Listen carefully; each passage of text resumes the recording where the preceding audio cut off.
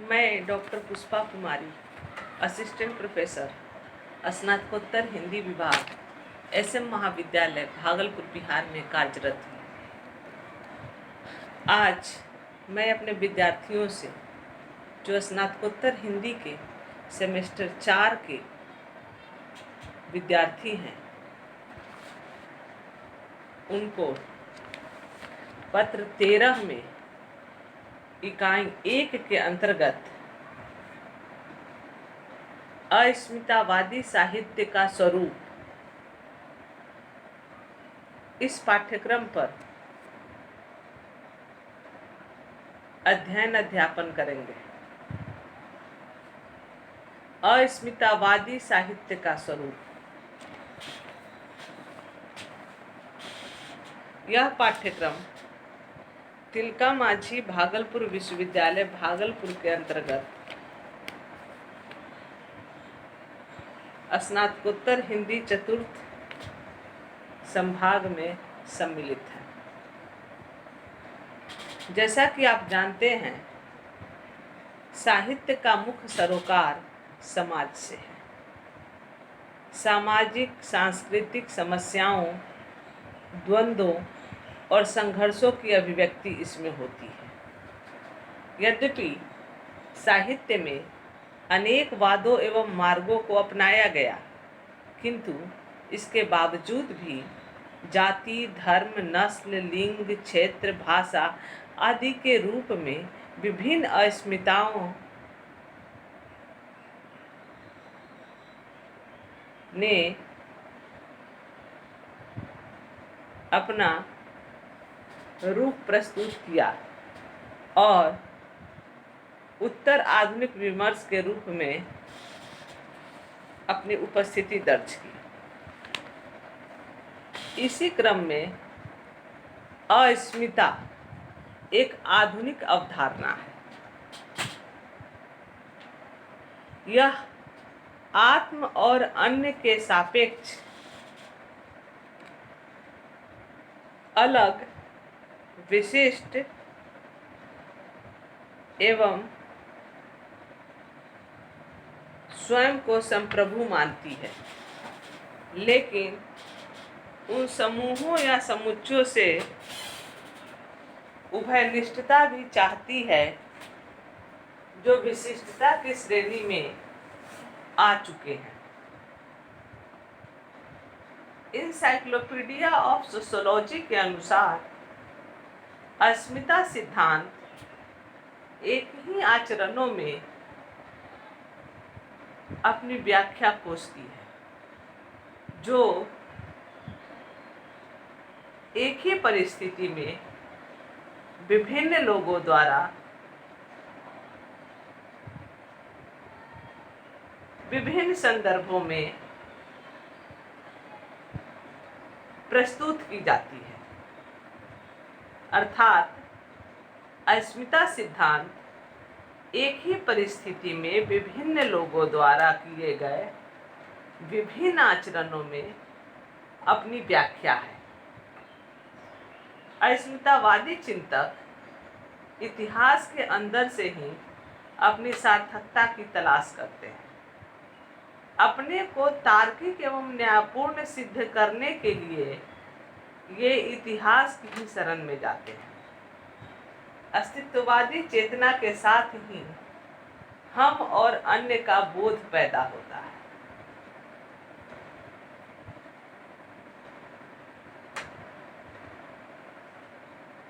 अस्मिता एवं विमर्श का स्वरूप, वास्तव में अस्मितावादी साहित्य की अवधारणा ही अस्मिता विमर्श है, क्योंकि अस्मितावादी साहित्य की अवधारणा अस्मिता विमर्श के संदर्भ में ही हुआ है।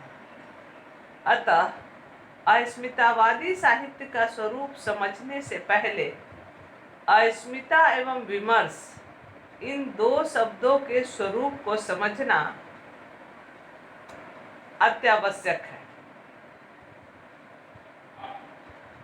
अस्मिता में अस्तित्व बोध की प्रधानता होती है, अर्थात व्यक्ति और समुदाय समाज में अपनी विशेष अस्मिता को बनाए रखना चाहते हैं। परिवेश के साथ अलगाव की भावना व्यक्ति में अस्मिता का प्रश्न उठाती है। अतः व्यक्ति समाज में रहते हुए अपनी इच्छानुरूप सुरक्षित एवं सम्मानित जीवन जीना चाहता है। अस्मिता शब्द का अर्थ अस्मि शब्द अस जोर मिन से बना है। अस्मि अर्थात मैं हूँ। अस्मि की भाववाचक संज्ञा अस्मिता है। इस शब्द से स्वत्व का बोध होता है।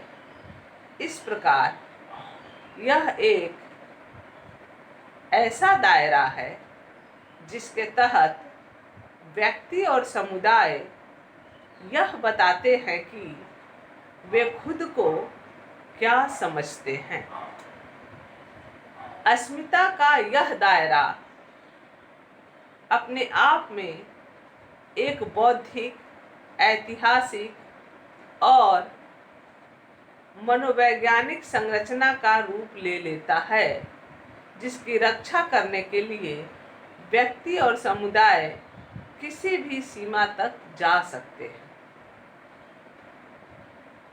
अतः हम कह सकते हैं कि अस्मिता शब्द जहाँ निजत्व का बोध करवाता है, वहीं जीवन के अन्य पहलुओं से भी इसका संबंध रहता है, जो समय समय पर अपना रूप बदलते रहते हैं। आज के समय में अस्मिता के प्रश्न अधिक उलझे हुए हैं और उसको प्राप्त करना कठिन हो गया है।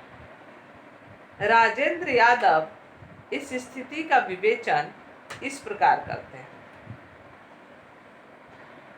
अब इस आइडेंटिटी नाम के तत्व ने अजब संकट खड़ा कर दिया है। अस्मिता जितनी मेरी है, उतनी ही मेरे परिवेश और परंपरा की भी।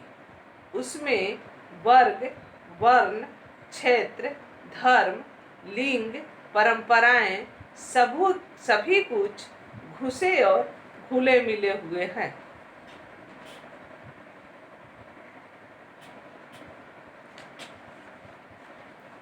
इस तरह अस्मिता की अवधारणा ने आधुनिक समय में जोड़ पकड़ लिया है। धीरे धीरे अस्मिता प्राप्ति ने आंदोलन का रूप ले लिया। स्वातंत्र्योत्तर भारत में अस्मिता का प्रश्न मात्र विचारधारा के रूप में नहीं, अपितु आंदोलन के रूप में सामने आया है।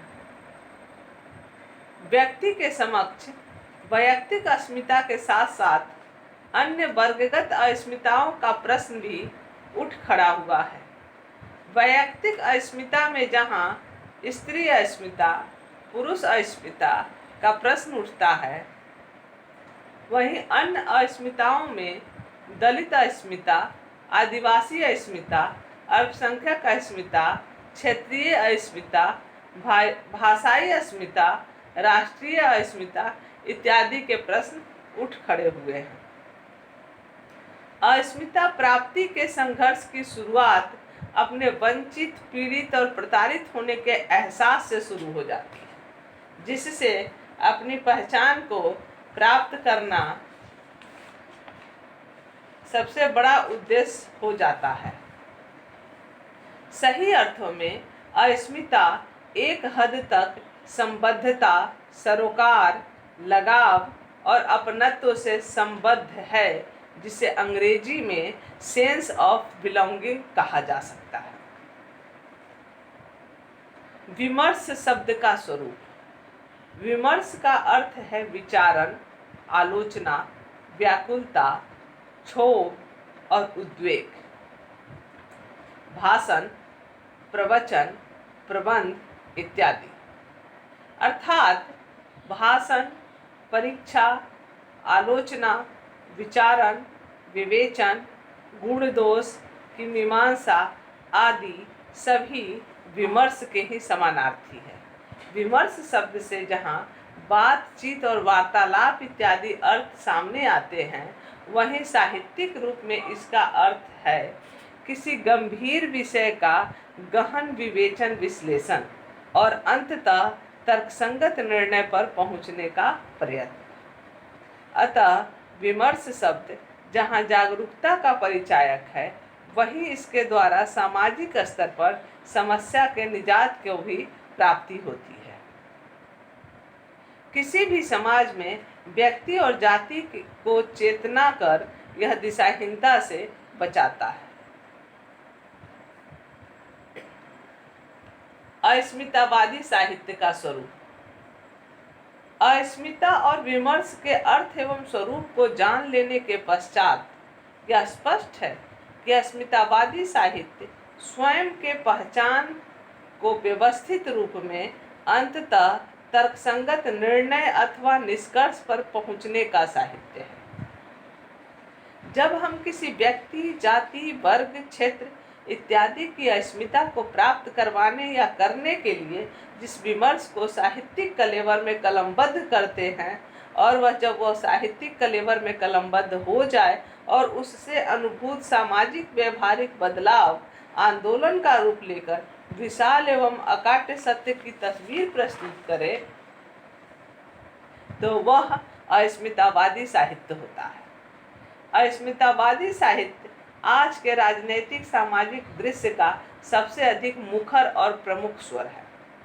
सामाजिक अस्मिताओं का उभार हिंदी में उसके साहित्य रूप में 90 के दशक से दृष्टिगत होता है, जब दलित और स्त्री लेखन के रूप में इसकी पारंपरिक रचनात्मक भूमि को चुनौती दी जाती है।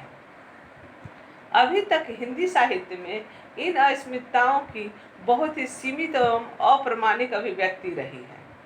अस्मितावादी साहित्य सार्वभौमिक मूल्यों को नकारता है और खंड खंड में मुक्ति को अपना लक्ष्य मानता है। आज खंड खंड में मुक्ति ही साहित्य का लक्ष्य बन गया है, क्योंकि सवर्ण मानव और अवर्ण मानव की मनुष्यता में अभी भी गहरा अंतर शेष है। अस्मिता बोध के कारण स्त्री की अपनी पहचान जरूर हुई, लेकिन अन्य अस्मिताओं के बरक्स इसकी अस्मिता आत्मपरक होती गई, क्योंकि अस्मिता बोध बुनियादी तौर पर विभेद की धारणा रखता है, और जब यह ऐतिहासिक प्रक्रिया से विच्छिन्न होकर अपनी अलग पहचान बनाने के लिए उत्तेजित होता है, तो स्वाभाविक रूप से अन्य उत्पीड़ित अस्मिताओं के प्रति कटु हो जाता है। अस्मितावादी साहित्य के रूप में सर्वप्रथम दलित साहित्य ने ही अपना सौंदर्य शास्त्र विकसित करने का प्रयास किया। चूँकि इस साहित्य का उद्गम ही संघर्ष और आंदोलन से हुआ है, इसलिए अपने प्रारंभिक चरण में यह बहुत ही आक्रामक और उग्र रहा है। सृजन प्रक्रिया जटिल होती है। यह मुक्तिबोध के कला के 3 क्षण पर आधारित होती है। यह अनुभूति से कृति तक का मार्ग तय करती है। इस प्रकार अनुभूति से शुरू होकर कृति तक आते आते फैंटेसी उस रूप में नहीं रह पाती। साहित्य का माध्यम शब्द अनुभूति के इस प्रकटीकरण को और भी जटिल बना देता है, क्योंकि साहित्य का लक्ष्य अंततः मानव की पूर्ण मुक्ति से है। निष्कर्ष: इस तरह अस्मितावादी साहित्य उन वंचितों से उसकी पहचान दिलवाने का वह आंदोलन है जो इस उपेक्षित वर्ग को समाज की मुख्य धारा के लोगों के साथ चलने के लिए सक्षम बनाएगा। अस्मितावादी साहित्य वंचितों को उनके उभरते अस्तित्व का एहसास कराएगा और सत्ता और प्रशासन को भी उसके कर्तव्य की याद दिलाता रहेगा, ताकि समाज में प्रत्येक व्यक्ति बिना भेदभाव के उन्नति कर सके। धन्यवाद।